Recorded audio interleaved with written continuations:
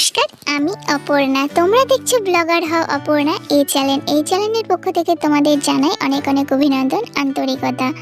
তোমরা কেমন আছো বন্ধুরা? আশা করি তোমরা ভালোই আছো, আর আমিও বেশ আছি। আর আশা রাখছি তোমাদের ব্লগটি ভালো লাগবে।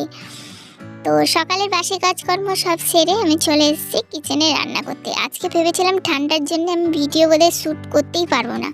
তরকারি কাটছি তো মনে হচ্ছে হাত পা যেন সিটাস লেগে যাচ্ছে, আর হাতের কাজ সরছেই না, এরকম একটা মনে হচ্ছে। তো কষ্ট করে মোচাটা ছাড়ালাম, আর মোচাটা ছাড়াতে অনেকটাই টাইম লেগে গেছে, যেহেতু আগের দিন সন্ধেবেলায় আমি না মোচাটা ছাড়িয়ে রাখতে পারিনি।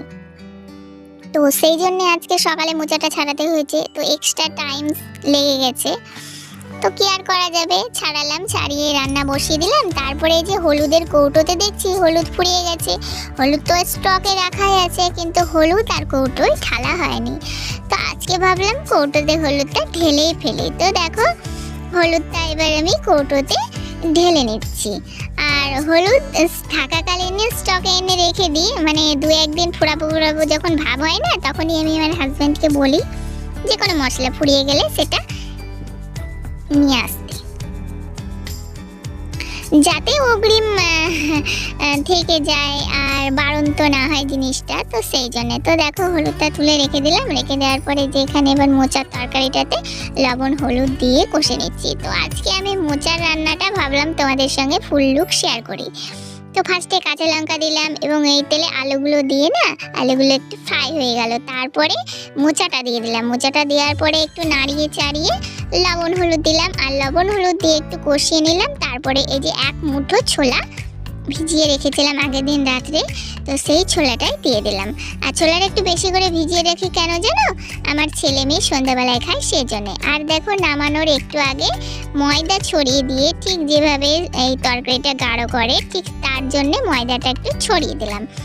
দেওয়ার পরে আবার আমি কড়াইয়ে তেল দিলাম এবং তেলের মধ্যে তেজপাতা, শুকনো লঙ্কা আর কিছুটা কলাইয়ের ডাল দিলাম, দিয়ে ভেজে নিলাম। আর ভেজে নেওয়ার পরে এই যে আদাটা গ্রেট করে দিয়ে দিচ্ছি। আদা তো এখন আর আমি বাটি না, জানো তো আমার হাম্বাল দিস্তাও আছে, কিন্তু ওই যে বাটি না, এই যে সহজ উপায়টা পেয়েছি তো সেই জন্যে।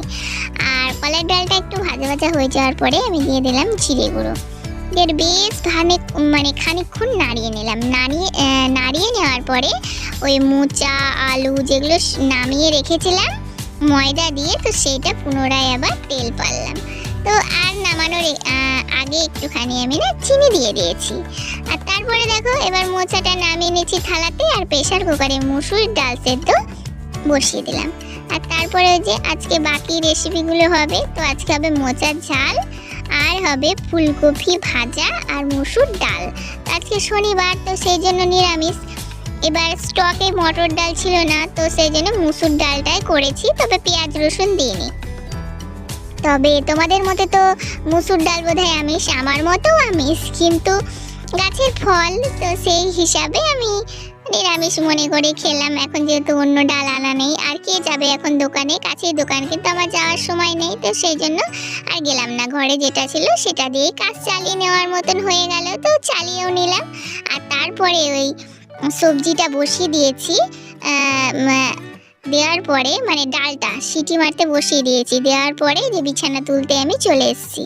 আর বিছানার কিছুটা তুলে যে আবার আমি ওই সেদ্ধ হয়ে গেছে দেখছি ডালটা, তো একটু ফোড়ন দিয়ে দিলাম।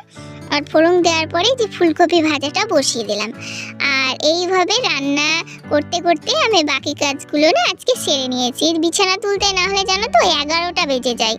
অত বেলা অবধি বাসি বিছানা ফেলে রাখলে কি হয়, তো সেই জন্য ভাবলাম রান্নার ফাঁকে ফাঁকে আমি বিছানাটা তুলে নিই। তাই আমি রান্নাটা বসিয়ে দিয়ে আছি, বিছানাটা তুলে নিচ্ছি। তো দেখো এই যে আবার আমি ফুলকপি ভাজাটা বসিয়ে দিয়ে চলে এসেছি বিছানাটা তুলে নিতে। তো আজকে জানো তো এভাবে কাজটা করেছি এবং তাড়াতাড়ি কাজটা হয়ে গেছে। ওই যে এক্সট্রা বিছানা তোলার জন্য যে সময়টা লাগে সেটা কিন্তু লাগেনি, এক পাকে দুটো কাজ সারা হয়ে গেছে। তো এক কথায় বলতে গেলে বন্ধুরা, এক ঢিলে দুই পাখি মারা আমার হয়ে গেছে। তো তারপরে এসছি এই যে এই গ্রিল বারান্দার জামা কাপড়গুলো, একদিনে তো জামা কাপড় শুকোয় না, 2-3 দিন লাগে জামা কাপড় শুকোতে। সেই জামা কাপড়গুলো তুলে নিয়ে রোদ্রে মেলতে যাচ্ছি। আর তার আগে ওই তিরপালটা তুলে নিলাম। আর দেখছো কি স্পিডে আমি হাঁটছি, মানে এতটাই আমার তাড়া থাকে যে একটু ধীরে সুস্থে যে ভিডিও করব সেটাও সম্ভব হয় না। আর তারপরে এই যে এখন জামা কাপড়গুলো মেলে দিয়ে এসে দেখছি আমার ফুলকপি ভাজাটা হয়েও গেছে।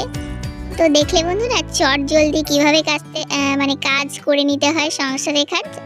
মেয়েরা যদি একটু বুদ্ধি খাটায় তাহলে এরকম চটপট কাজ করে নিতেই পারে। তো দেখো এবার কড়াইগুলো আর বাকি বাসনগুলো কলপারে আমি ভিজতে নামিয়ে দেব গামলাতে করে। তাহলে কি হবে, বাসনটাও ভিজে থাকবে, মানে ভিজতে তো সময় লাগে, তো বাসনটাও ভিজবে আর অন্য যে বাকি কাজগুলো আছে সেগুলোও আমি তাড়াতাড়ি সেরে নিতে পারবো। তো যে কিচেন পরিষ্কার করা হয়নি, কিচেন পরিষ্কার করে তারপরে তো বিছানা তুলতে যায় প্রতিদিন।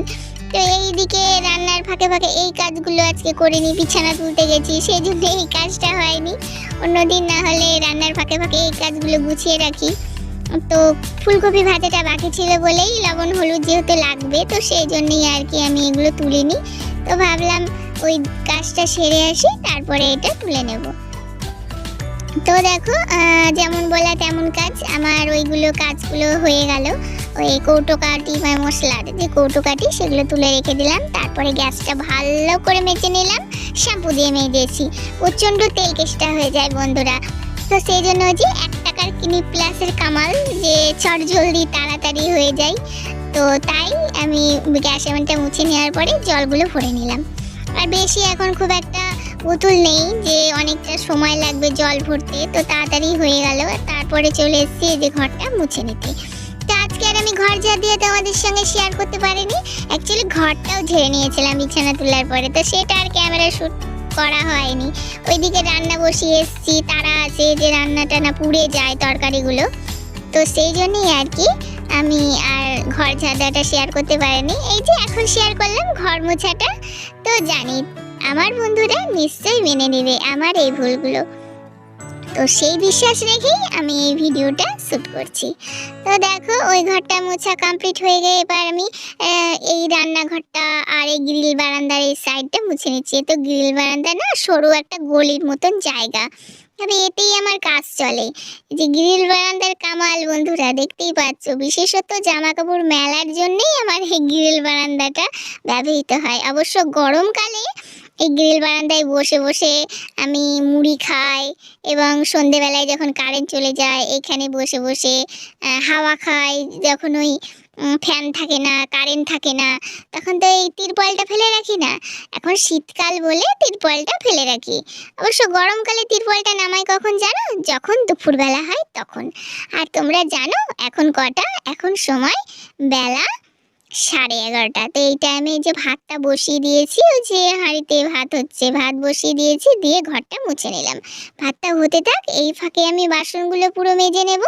আর তারপরে তোমাদের সঙ্গে দেখা করতে এসেছি। এখন সময় বিকেল 5:30। তো দেখছো 5:30টার সময় কি অন্ধকার হয়ে গেছে, পুরো কুয়াশায় ঘিরে নিয়েছে আমাদের এই মাঠটা। এই মাঠটা তো তোমাদের সঙ্গে শেয়ারই করা হয় না, তো ভাবলাম আজকে যখন হাতে ফোন আছে তো আমি আমার বন্ধুদের সঙ্গে সেটুকুনো শেয়ার করি।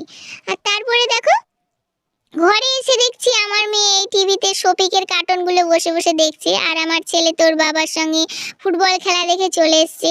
আসার পরে ওই যে তখন ছোলার কথা বলছিলাম, সেই ছোলা সিদ্ধ করে দিয়েছি, সেই ছোলা সিদ্ধ মুড়ি আমার ছেলে খেয়ে নিচ্ছে। আর তারপরে আমি চলে এসেছি ময়দা মেখে নিয়ে রুটি করতে। তো আজকে তো শুধু রুটি করব, যেহেতু সবজি করার মানে সবজি সবই আছে, তো সেই জন্যে। তো আর বন্ধুরা দেখো এবার ময়দার লেচিগুলো আমি কেটে নিচ্ছি। আর এইভাবেই আমি লেচি কেটে এইভাবে 2 হাত দিয়ে রাউন্ড করে করে একটুখানি গোল গোল করে নিই যাতে দেখতে ভালো লাগে। আর এই দেখো আমার ময়দা চোর আমার ময়দা চুরি করতে এসছে, তো কি আর বলবো, ওর হাত থেকে নিয়ে নিলাম গোটা লেচিটা, না হলে নিয়ে নষ্ট করে ফেলতো। আর তারপরে আমি চলে এসেছি, এখন আমি রুটি ভাজছি। আর বন্ধুরা রুটি ভেজে নেওয়ার পরে এই যে খাওয়া দাওয়া করার পরে ভিডিও শ্যুট করে নিই। তো প্রতিদিনের বলা কথাগুলো আবার বলে নিচ্ছি। যদি আমার ভিডিওর কোনো অংশ ভালো লেগে থাকে অবশ্যই তোমরা লাইক করো, কমেন্ট করো এবং সাবস্ক্রাইব করো। তো আজকের মতো এইটুকুই, দেখা হচ্ছে আগামীকাল। ততক্ষণ তোমরা সকলে ভালো থাকবে আর সুস্থ থাকবে। আর হ্যাঁ, দেখতে ভুলবে না ব্লগার হওয়া পূর্ণা এর চ্যানেল, ঠিক সন্ধে 7:30টায়। নমস্কার।